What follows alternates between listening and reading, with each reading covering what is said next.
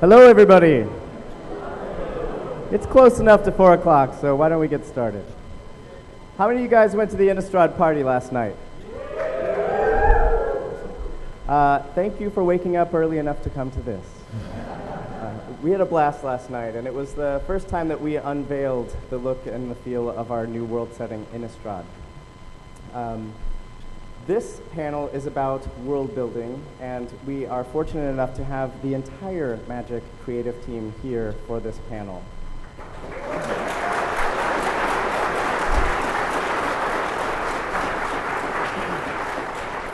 So even though Magic design and development will have different teams that design and create the card mechanics, every single Magic card that we print goes through this team to get its soul, to get the look, the name, the creative text, the artwork, everything that makes a card have its own personality.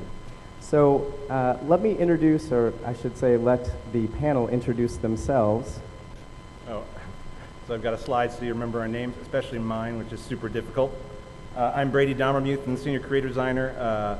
These kind folks all work for me, and I'm very lucky to have them. I've been working on Magic for 14 years.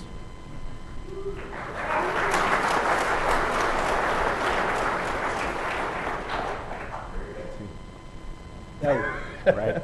I'm Jeremy Jarvis. I didn't realize we were going out of order. I am the Senior R&D Art Director for Magic. I have been the sole skinner of Magic cards visually since Future Sight, so 6 years now, and I'm ultimately responsible for what the style guide looks like and what the card art is.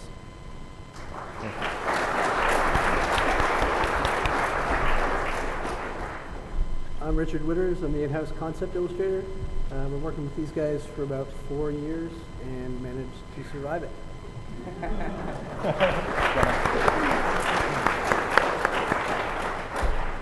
I'm Jenna Helland. I'm a creative designer for Innistrad. I was on the design team, and I did the card concepting. And with these other guys, we did the world building.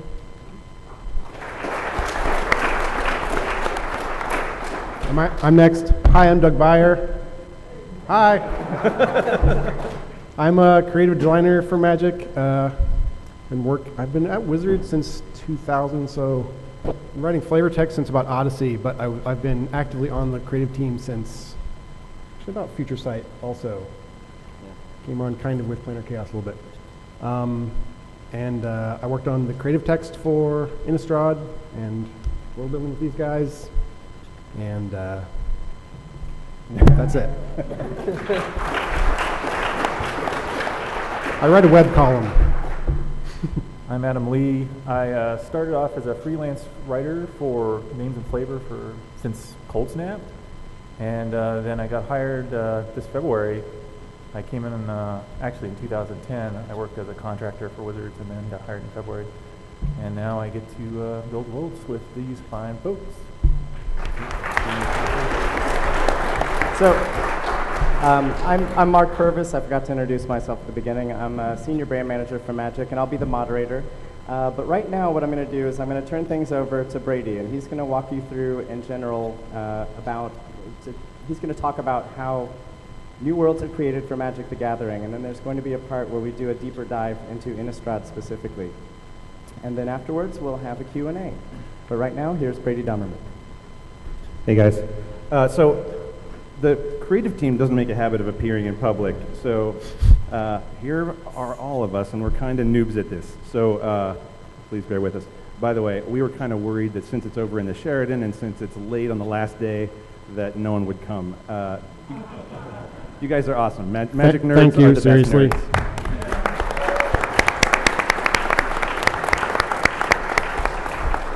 All right, not that you would admit it. Who plays the Magic the Gathering trading card game here? I'm going to assume that most of you play. So you know when you play Magic, you're a planeswalker. Planeswalkers are unique in their ability to move between the planes of existence in the multiverse. And that means that we need planes of existence for them to move between. We try to make sure that we create these worlds so that we have lots of stuff for our planeswalkers to do. So around the time of Mirrodin, I would say, the first Mirrodin block, we started with this model of doing 1 plane per year, 1 plane per block, 1 block per year. But why do we do that? Why is it important for us to go to a new world every year? 4 reasons. Oh, by the way, I created way too much presentation to give in an hour, way too much. So I'm going to be like motor mouthing through this. Please hold your questions for the end. Part of the reason I'll be motor mouthing through it is so that you can ask us as many questions as we can get time for. The gameplay themes and mechanics change every year, and changing the world with them allows that to make sense. If the mechanics just changed willy-nilly and you stayed in the same world, it wouldn't make creative sense. Changing the world out from under it allows the evolution and change of mechanics context that it wouldn't otherwise have. Second, new planes create new contexts for old tropes. So if you imagine you stay in the same plane in Magic for 14 years, imagine you're in Dominaria all along. How interested are you in the 68th Dominarian dragon?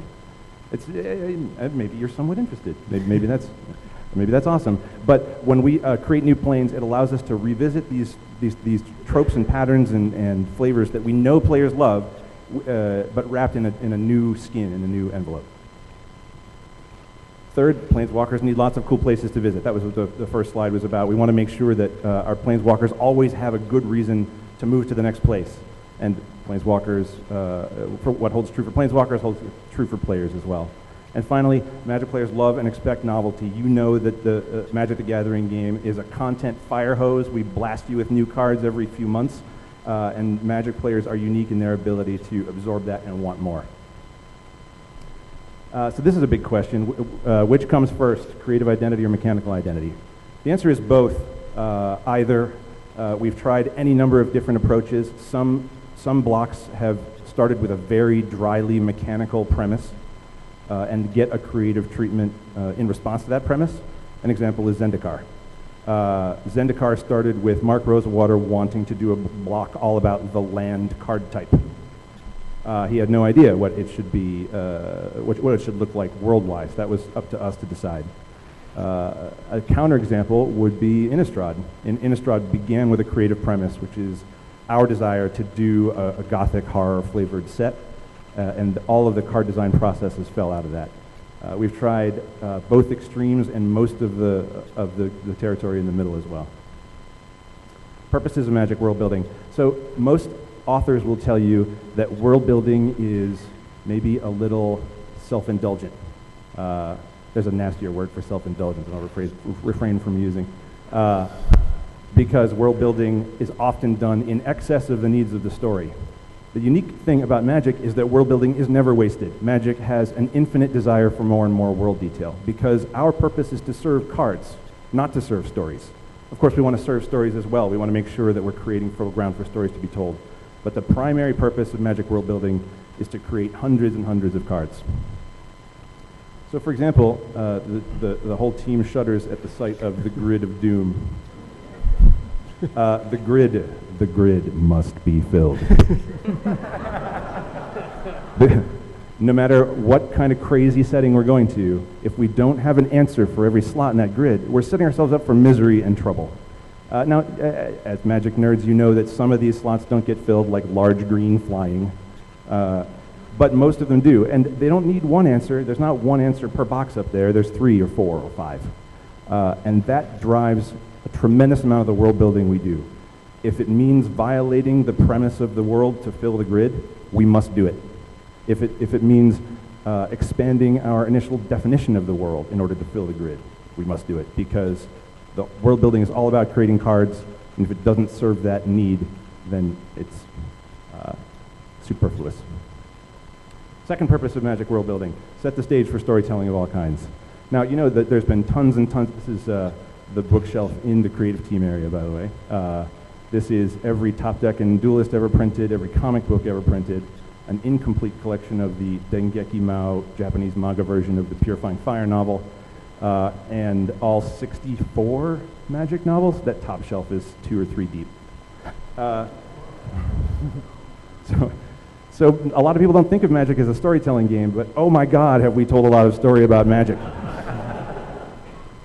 The cards don't necessarily need the story, but all of our extensions and licensed efforts, digital games with campaign modes, story, and the story falls out of the world created for the cards. The last thing is to make each block feel radically different from the last.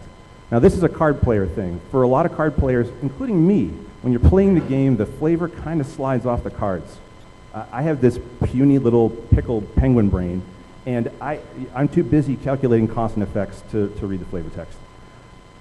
We know that for a lot of Magic players, the flavor doesn't register on a deep level for them. It registers on a surface level, and that means that the world has to feel like a negation of the last world in order for it to feel different to them. And I want to show you what I mean. You'll see pretty quickly. We call this the pendulum. The pendulum must swing. The pendulum must swing back and forth from ice world to hot world, from jungle world to desert world. It has to feel like a fundamentally different place, even if the places are a little weird. So my world building effort started with Mirrodin, which is a world made of metal. That didn't begin as a creative premise, but as a mechanical one. They wanted to do a set about artifacts. So it was a rather ham-handed answer to say, okay, it's an artifact world, how about it's made out of metal? But it worked out pretty well. You might recognize some of these. Any guesses? Kamigawa? Dominaria, ruined Dominaria, post-apocalyptic Dominaria ruined by the Phyrexians. Esper, very specific. And the plane would be, Alara, that's right. New Phyrexia, or ruined Mirrodin. We did revisit Mirrodin, but transformed it in the process. And that's Innistrad, that's right. So the impression that I hope to give you there is just how different all of these places are from each other. The effort that we spend to make sure that no world feels like a rehash, that everything is built from the ground up to be very, very different from the last thing. So let's talk about Innistrad a little bit.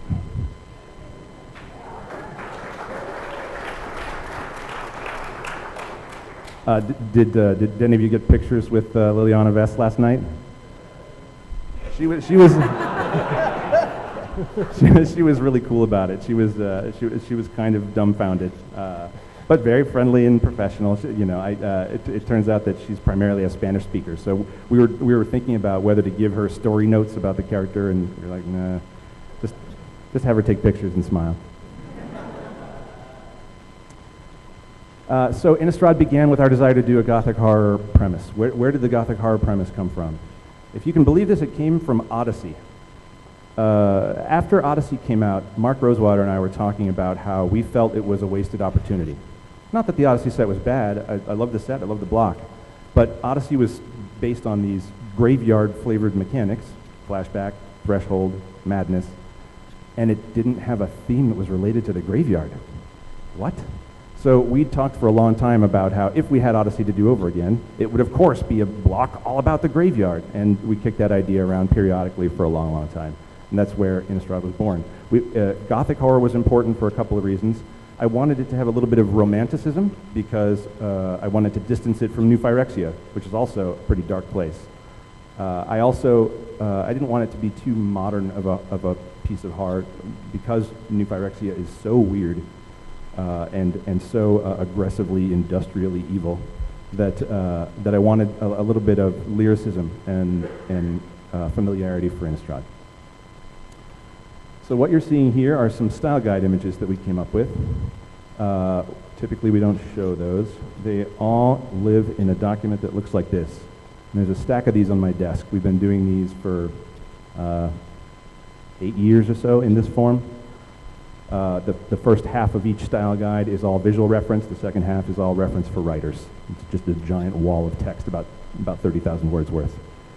So the first task with Innistrad was to build it a sense of place. Before we populate it, we want to make sure that the place itself is interesting enough. What's the one thing that doesn't change from game to game in Innistrad? The basic lands. Unless the basic lands can look really, really awesome, we know we're doing something wrong. We have to prove to ourselves first that the basic land art can be flabbergasting. So when we started with Innistrad, we built these 4 provinces, and each province has its own identity, its own visual goal. You have Nephalia, which is this misty seaside, wooden coastline towns isolated from each other. Kessig, which is the wooded, sort of perpetually autumnal hinterland.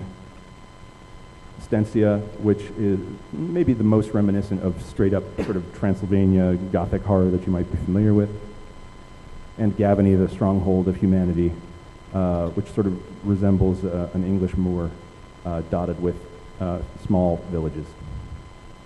In order to give those places a sense of reality and a sense of weight, Richard Witters, our concept illustrator, came up with coats of arms for each of them. We wanted the provinces to have an identity above and beyond vampires, werewolves, geists, and ghouls. That stuff is important, but we wanted people to have something else to hang on to besides the awesome monsters that you get to summon and fight with. Speaking of awesome monsters, so these are the concepts for Innistrad's vampires. You notice that they're showing a little skin. They're fine with that because they don't get cold.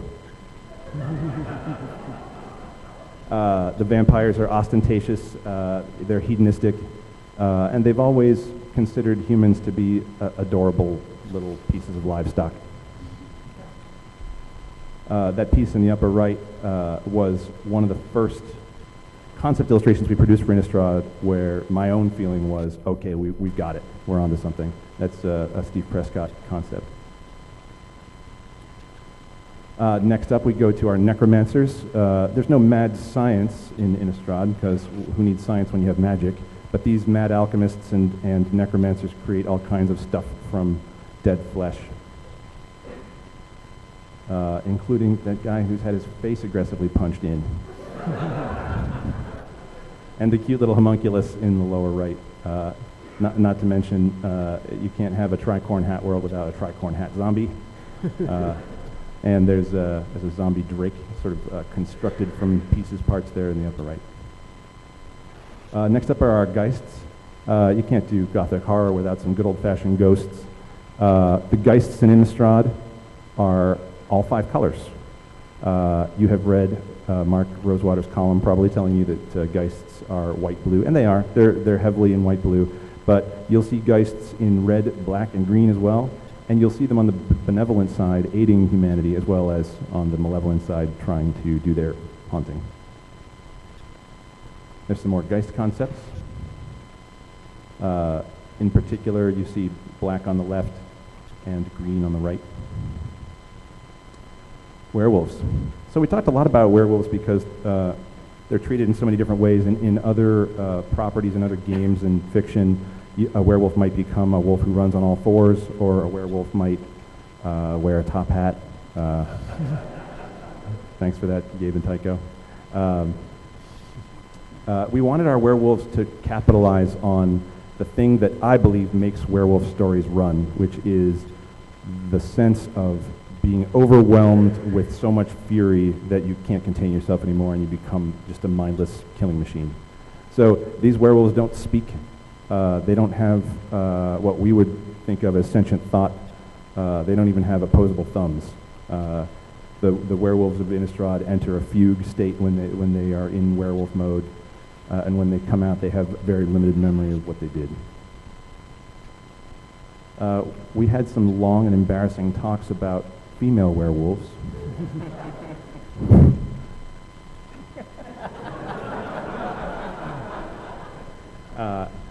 Again, other games and stories have treated female werewolves differently. We decided that female werewolves should not have boobies. They are a little lither than the males, but just as ferocious and just as effective at killing things. And of course, humanity. These particular humans are country folk, and these are city folk. Again, I'm kind of powering through this. I could talk for an age, but I better not. Most Gothic horror stories need a little note of hope, even if that hope turns out to be misplaced. The humans have the Church of Avacyn.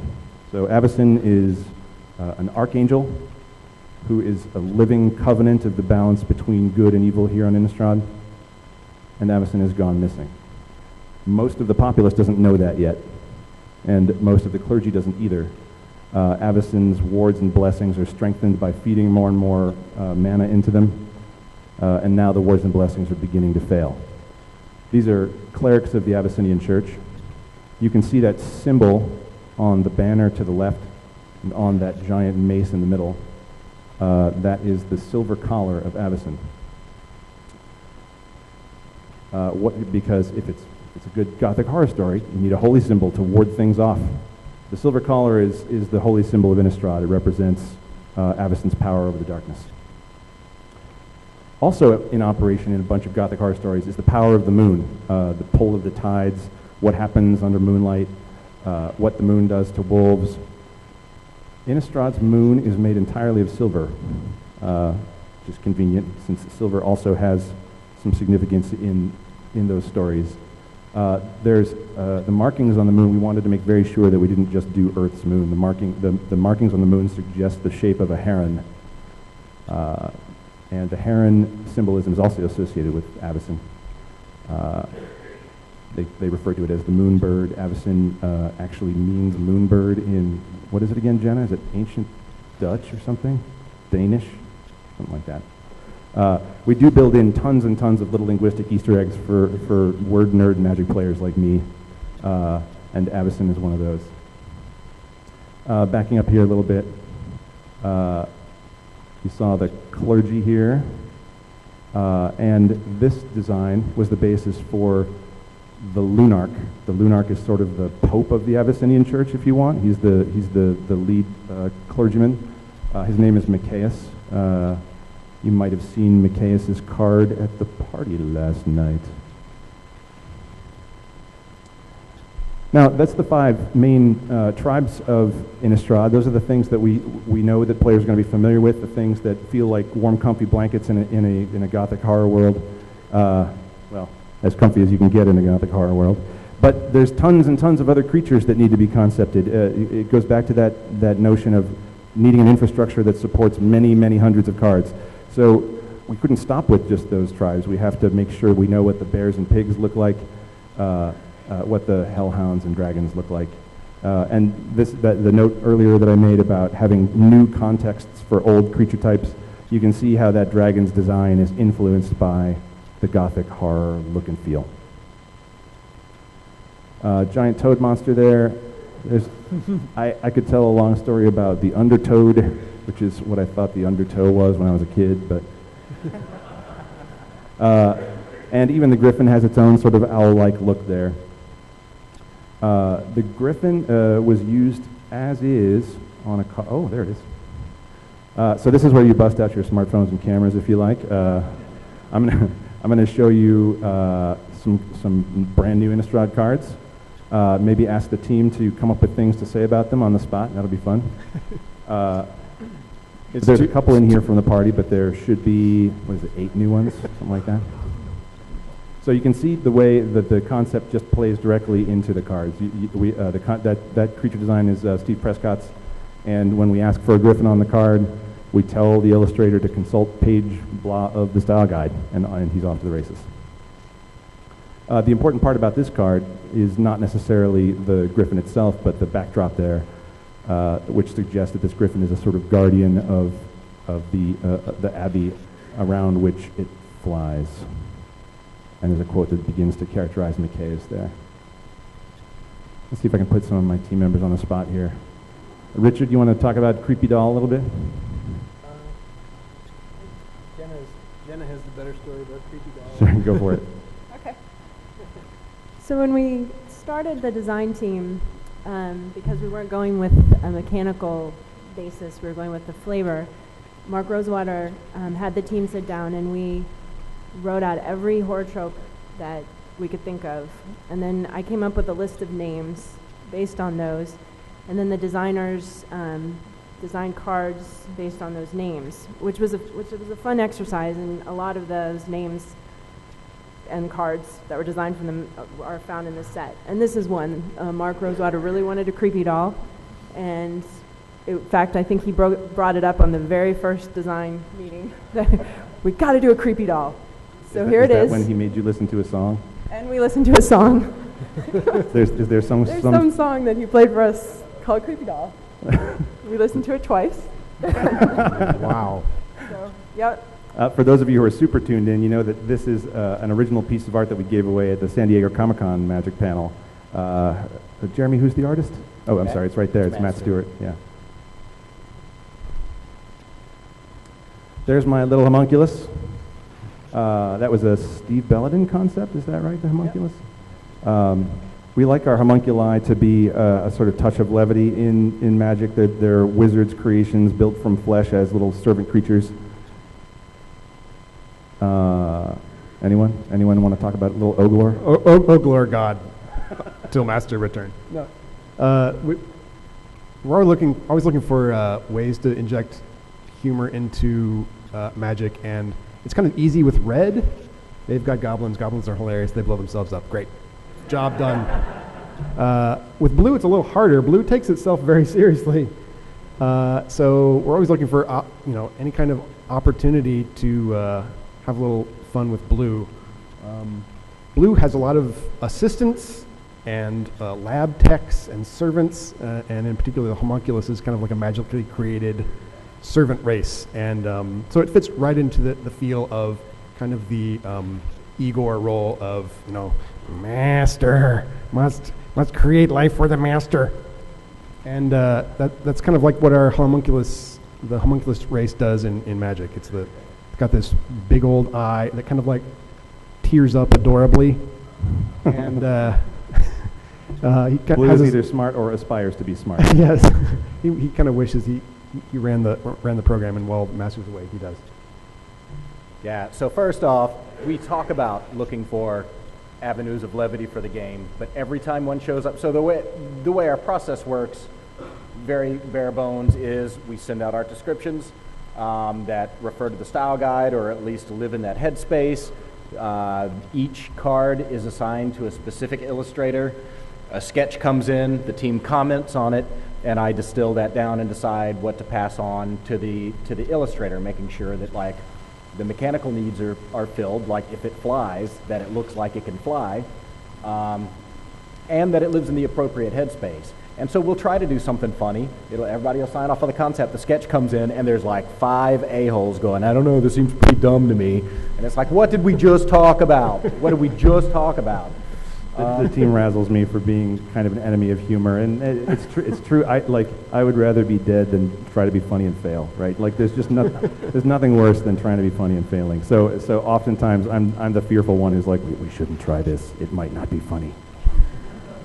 This and the Griffin also. Can you go back to the Griffin?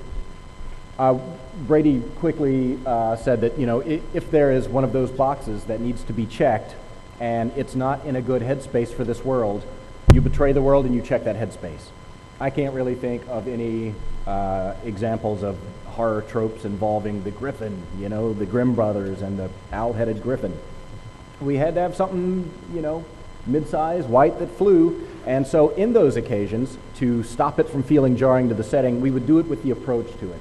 Adding the Gothic architecture. Well, you put it in front of a church, Gothic, right? And also, fog. You'll notice things that there's a worm. I don't know if the worm's in the slide presentation, but it's like, what's a worm doing here? This isn't Dune. So fog. You put it in the forest and put fog worm. there, Gothic. It's the worm of the Baskervilles. The grid must be filled at all costs. Yeah. You'll notice we did make some hard choices about whether elves and goblins could have a place in a Gothic horror world. We decided no. We're going to take a little break from elves and goblins, but rest assured there will be more elves and goblins. We did try some elves. Yeah, we did try some. There was some contention early on about whether we should even try. Yeah. And the illustrator Wayne Reynolds, who does a lot of work for Pathfinder and Dungeons and Dragons, also does a bunch of work for Magic, took a look at the concepts we had and said, I want to draw some elves. Yep. And you kind of can't tell Wayne no. Yeah. Wayne wanted to try it. So I was like, all right, I gave him a couple of tough ones to try. And he's sort of a good way to test the water as well, because if Wayne can't pull it off, then it's probably not going to fly that well.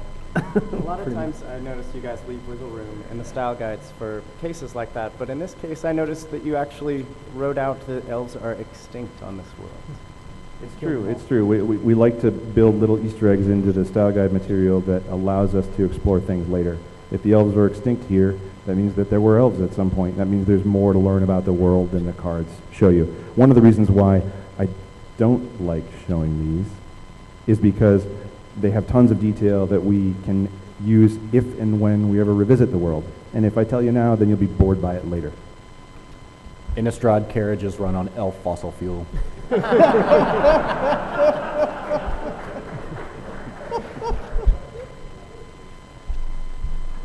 All right, next up is Moon Mist. This art was featured in the Innistrad video that some of you saw last night. So one thing, Brady mentioned that, you know, a lot of different properties, a lot of movies, a lot of video games, lots of different things have portrayed werewolves to different levels of what we call ownability. Like, can you look at a beholder and know it's from D&D? Yes. We want as much as that sort of ownability on not only in our game, but when we go from plane to plane, to have, like, the Gothic architecture dragon is not going to be on Mirrodin. That is clearly Innistrad. What we ended up doing for the werewolves, and there were crazy attempts, we had kind of a John Carpenter Thing approach where the head turned over backwards and the arms were left on the back, and it just grew 4 more limbs, just weird stuff. That's definitely ownable. We haven't seen that before, but it kind of stepped on the throat of just resonating as good Gothic werewolves. So basically, we cheated them into kind of a gorilla shape.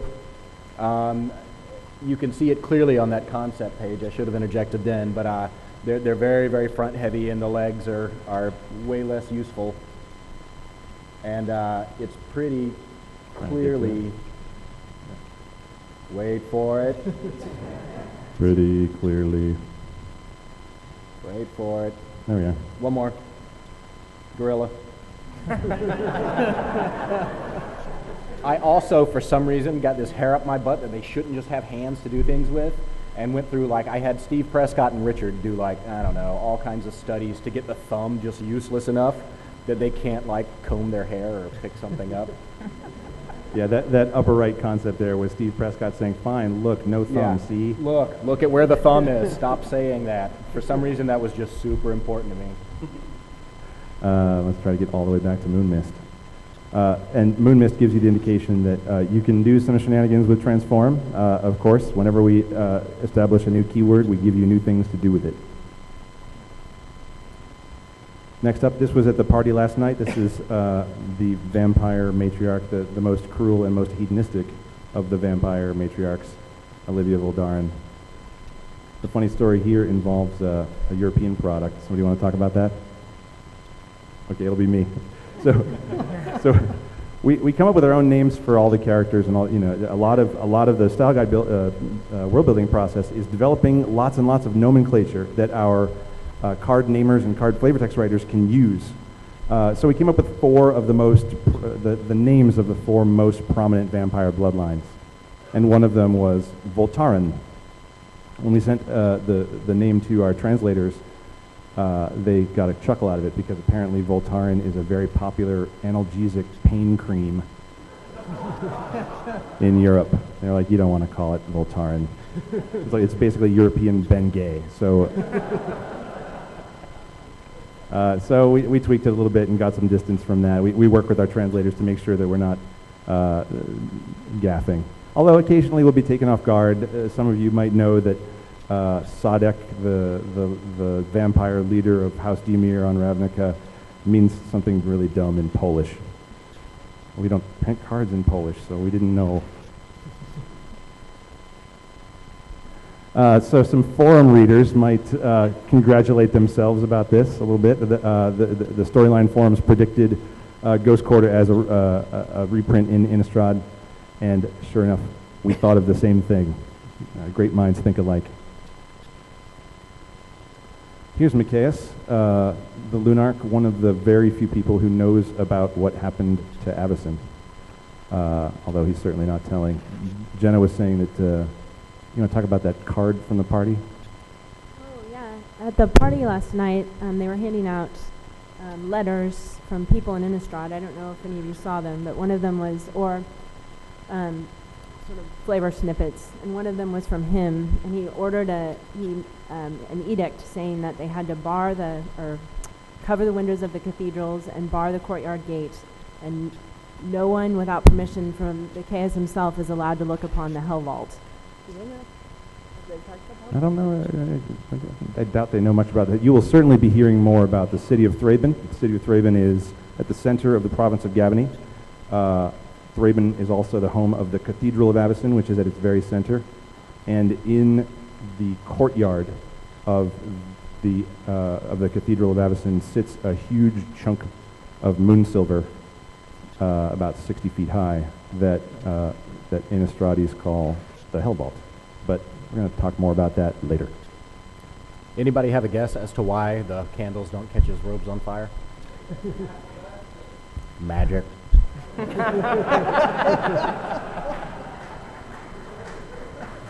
Wizard did it.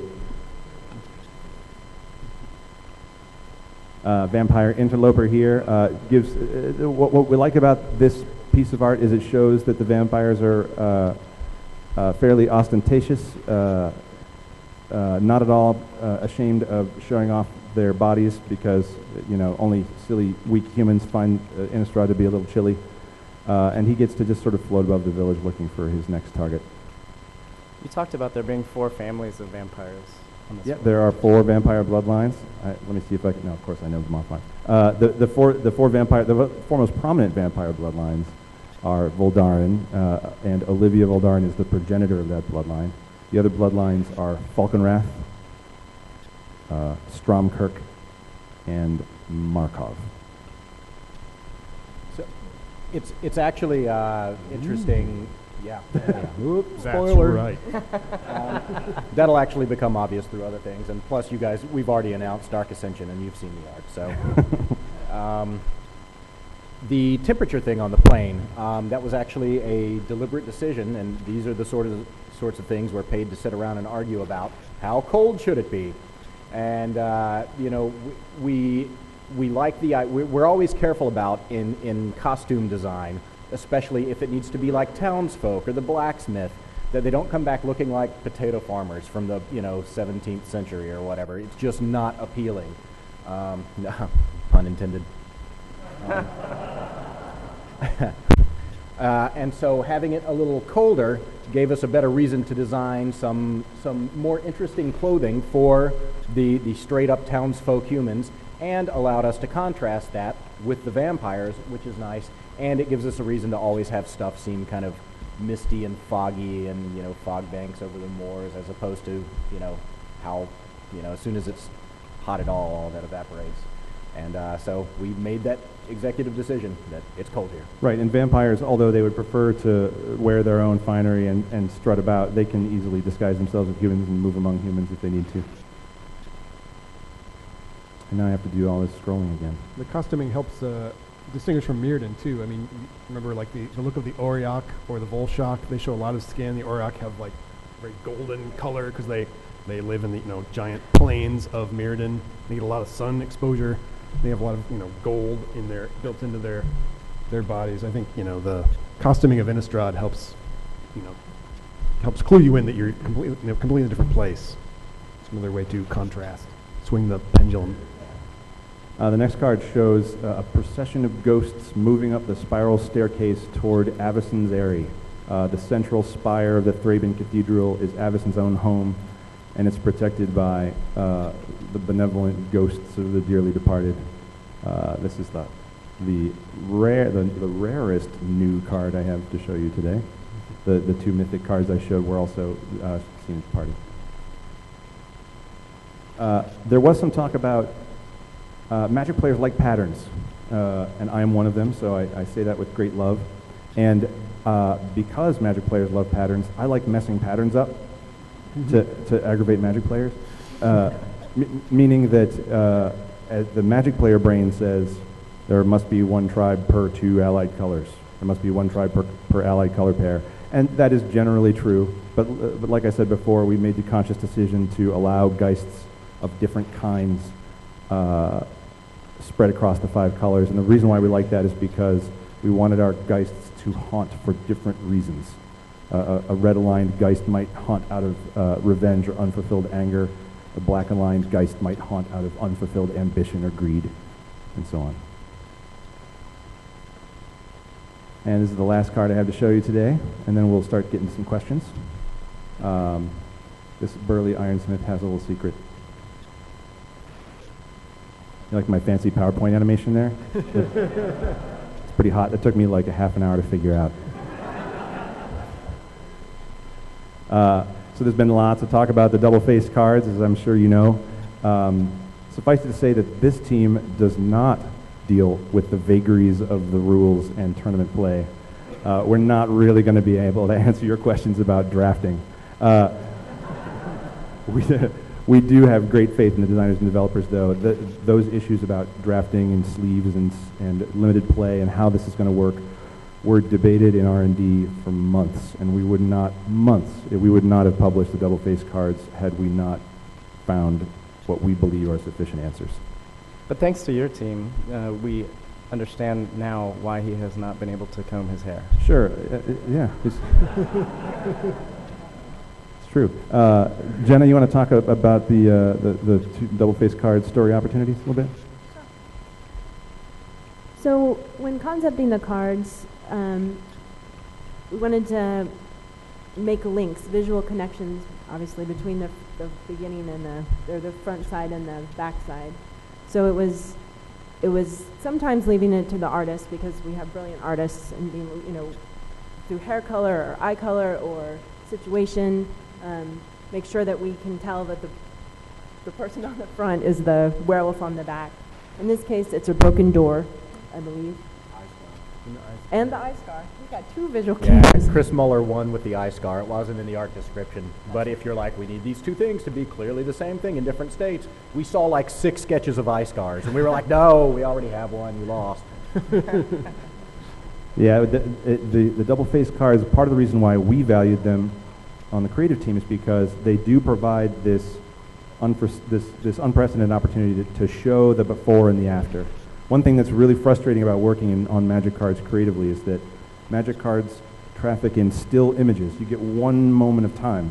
So for example, you'll notice on spell cards in Magic the Gathering, generally 90% of the time, the spell card either shows the caster casting the spell, or it shows the victim getting hit by the spell. We would love to show you both, and we can't because we have one image. Double-faced cards allow us to show the moment before stuff happens and the moment after, and you'll see lots of little Easter eggs and little connections between the front and back sides of cards that hopefully we think you'll like. All right, I'm going to turn it back over to Mr. Purvis here.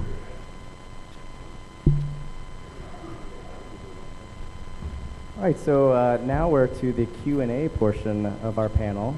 So if you have any questions about world building, I believe we're going to have a mic that will be set out in the middle of the aisle here.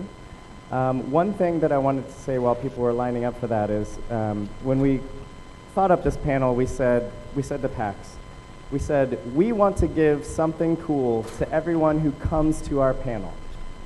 And they said, no, you cannot do that. You cannot give something cool to everyone who comes to the panel. But you can give them things as they leave. So everyone who leaves our panel will get something cool.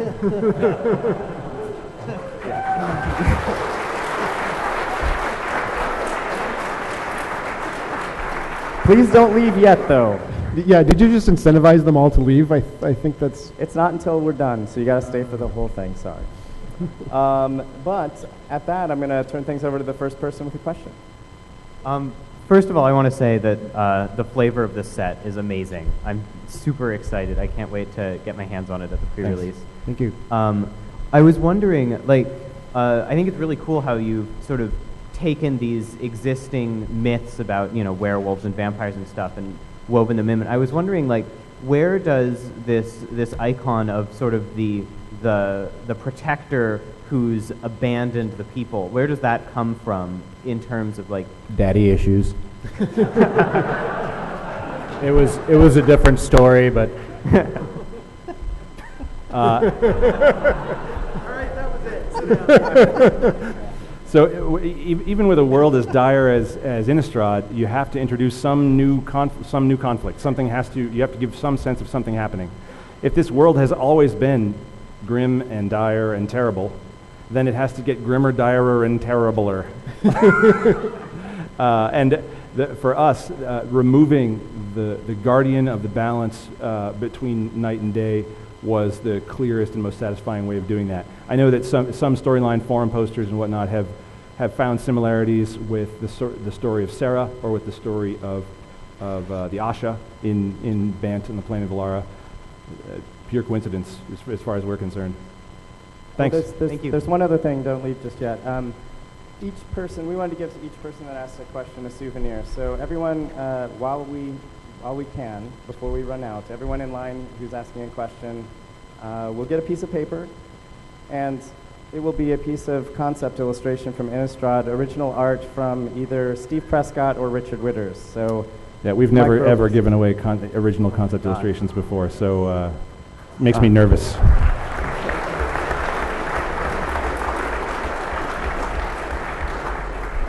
Thank you so much. Yeah, enjoy. I also am a huge fan of the flavor of this set. I went to the party last night, and basically I'm ready to stop playing with the crappy cards I have now and play Innistrad because it's just that awesome. So, you know these guys made the other cards too, right? well, hey, they did better this one. I don't know. Understanding, of course, that you guys aren't responsible for the rules behind the dual-sided cards, what I wondered was, since this whole set was more creative driven, or at least, started from a creative concept point, when somebody brought up the idea of werewolves, was that a creative, hey, what if we had double-sided cards, or did somebody from R&D come to you and say, so creative, what would you do with this? I'll let Jenna take that. Okay. As we explored the things that were resonant to us about horror, a concept continued to transformation. I mean, it was, people transforming into animals, people transforming into vampires, this sort of the self becoming something darker. And once we saw that as a theme that was played out time and time again in horror, we began to think of what mechanics would show that most directly. And so it did arise out of the transformative nature that's common in horror, and then the mechanics derived from that. Thank you. And tell us which one you got, because I don't remember the order we put them in. I got Tricorn Zombie Man. Nice.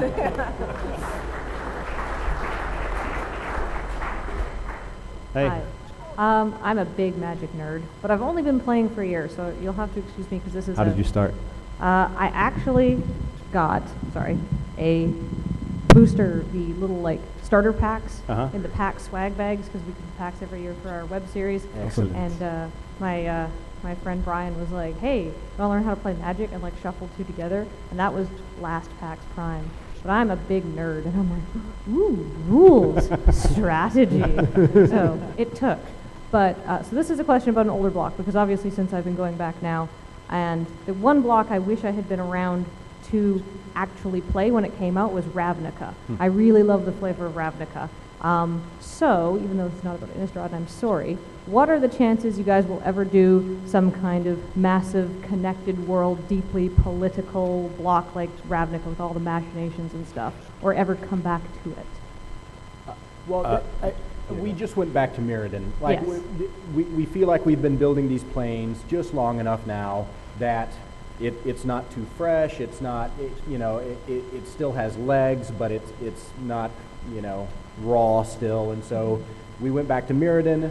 We will go back to what players like eventually at some point. I mean, we realize it to the point where we had lots of discussions about, since it's both European architecture, how do we make sure Innistrad doesn't feel like Ravnica? Because absolutely, we still tell stories there. Some of the web comics happened on Ravnica.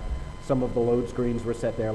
It's one of the chestnuts we bring out because we know people love it. So we've at least,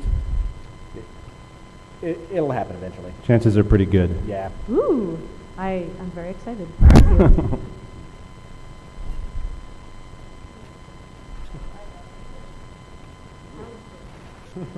Thank you. Nice. Somebody's going to get Is that the page page of of hats? thumb studies. Hi, guys. Have a special story. Hey. So my question is actually a little bit more general world building. So it's pretty typical that in a set you will have a couple of cards that will foreshadow the next set coming.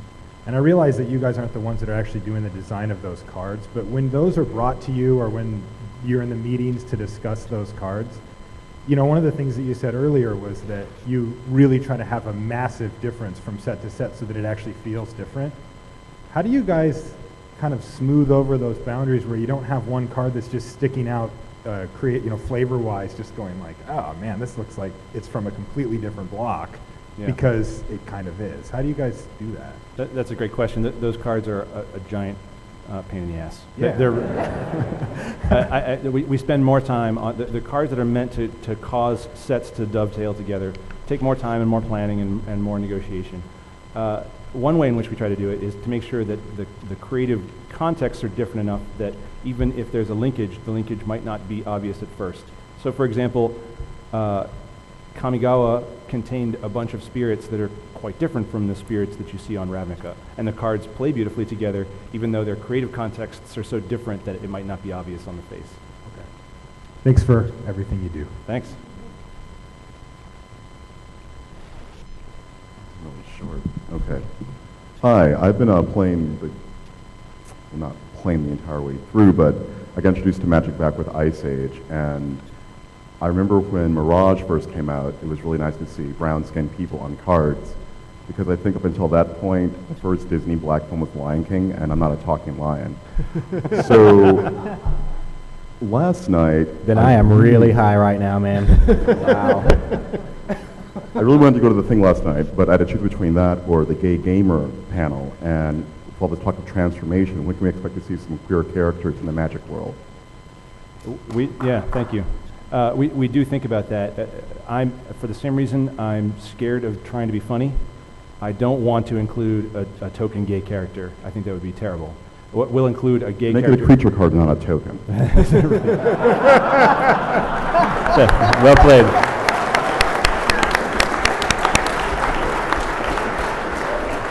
Yeah. You're hired, by the way.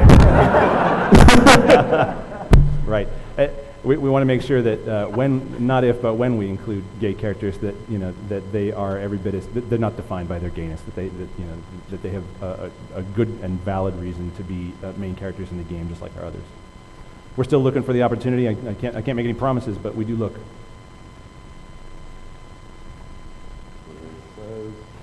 Ooh, I got some glyphs. Nice. Hi guys. So I've noticed a trend for a while. In Innistrad, human civilization is barely holding back the dark. In Zendikar, human civilization was barely getting not destroyed by the land. In Grixis, humans were barely surviving. And in Lorwyn, they were all dead. So what do you guys have against humans? And was it any part of creative decision that they're finally getting human lord effects that we've seen a couple today? That's a great question. That is a great question. I'm not sure. I want to pass it off to somebody else Well, because it sounds dangerous. I mean, story-wise, you never want the good guys to have it easy. So if the first chapter of the book is, boy, how great is my life? Just things are going swimmingly. Like you don't read until chapter 2. So, People are fighting across the street. and it's a game where people bash each other's heads in. So, humans as kind of like the most relatable, I think most people in here are human beings.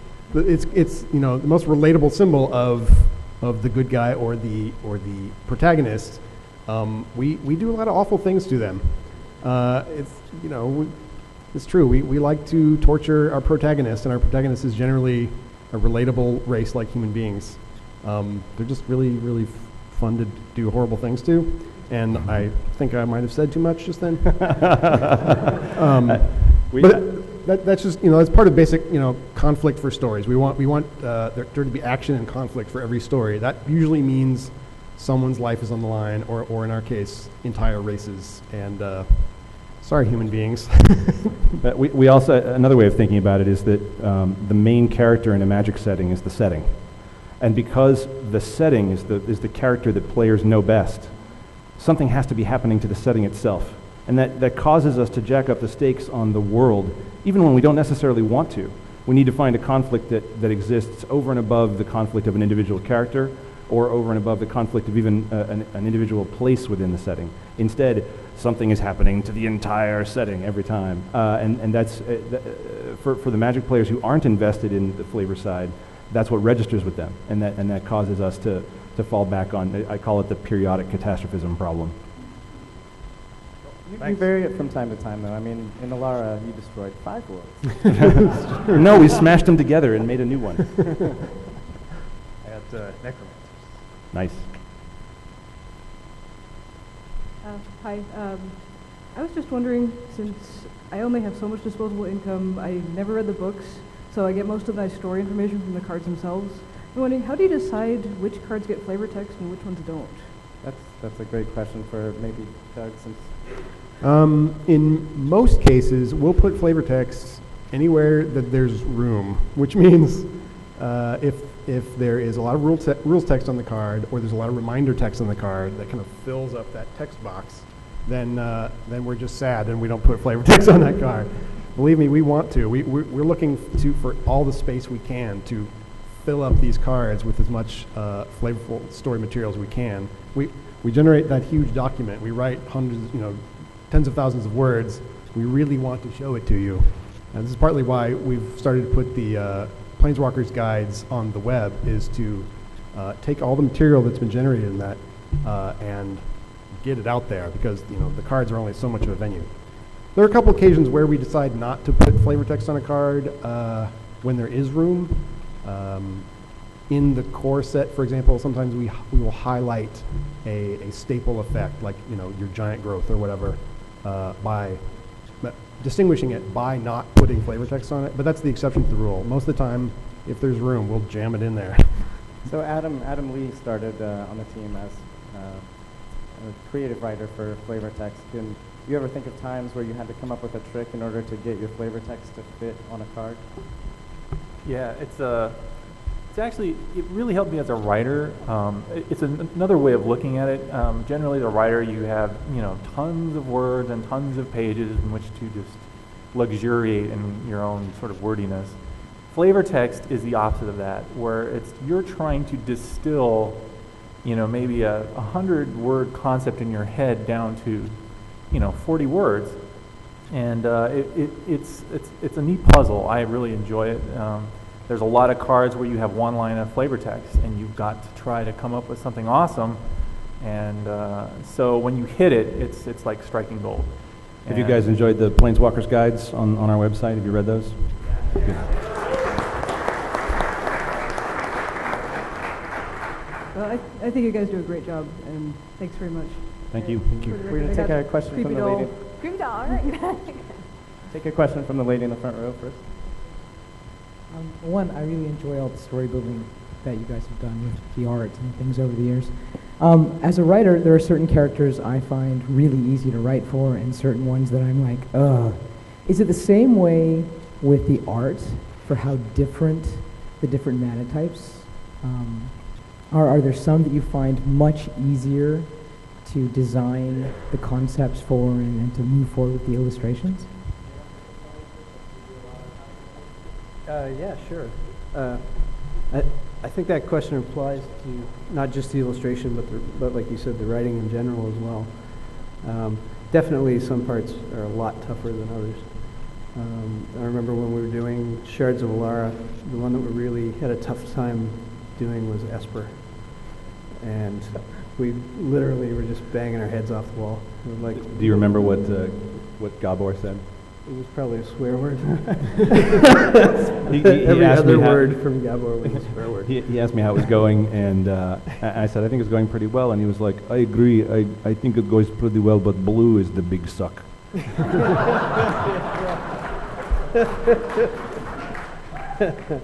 And there's always one like that. With Innistrad, the hardest thing I think to wrap our heads around, whether it was visually or writing-wise, was probably like big green creatures. What's big green scary creature? Something with fog in front of it. Right. Yeah. So we're like giant frog with fog in a church. And that's it. Magic. These things might be very challenging for you, but I think in the case of Esper, and I think a lot of these guys would agree, you came up with a pretty amazing solution with the characters with filigree built into their bodies, and some of the most beautiful illustrations in that block came from Esper. So, cool. Yeah. Thank God, because it took twice as much work as anything else. Been a big fan for a long time, and I really like what you've done, started doing with the planeswalkers and stuff to create sort of ongoing characters throughout all the blocks. It sort of reminds me a lot of the old Urza stories and stuff like that. So what would you say amongst yourselves are some of the favorite characters that you've worked on or that you've seen other people work on and have shown up in the sets? Elspeth. Jenna loves Elspeth. We kind of like, kind of can't get her off of talking about Elspeth. Maybe Elspeth should be in this world. Maybe Elspeth should come save the day. Okay, we'll do some little Elspeth, but she has to take a rest sometimes. Adam, do you have a favorite? Let's run down the list. I bet you we all have a different favorite. Go down the list. I've got too many in my head right now. I knew that Magic players would dig Jace when I created him. I'm pretty proud of Jace. Jace is really hard to write for. He's hard to write. It's blue characters kind of don't want anything. Want is red, and blue is the opposite of wanting things. And good characters need to want things. So Jace is a tough nut to crack. My own favorite is Liliana, because she's just so damned irresponsible and so short-sighted. She has no idea what's coming for her. All right, it is getting really close to 5 o'clock, so we're going to take one more question, and then we're going to hang out afterwards. If you guys have individual questions, you can come up and talk to us, and let's go with that last question, sir. So on Dearly Departed, it does something different depending on whether it's on the battlefield or dead. What does it mean for a Geist to be alive or dead? The metaphors of the game have some vagaries for sure. The question for a Geist on the battlefield or not would be not alive or dead, but summoned or waiting in the ether. So we try to the metaphors have a lot of play in them, in terms of the cards in your hand being the memories of the spells you're casting. But yeah, undeath is a tricky concept when you're dealing with the graveyard. All right, so I want to thank you guys all again for coming. It's late in the con. It's across the street from PAX. You guys are awesome. Magic fans are the best fans in the world. Thank you for coming, and don't forget to get your Liliana Innistrad t-shirt on the way out. Thank you. And thanks to the text very much. And thanks to PAX for the tiny little candies. They're delicious.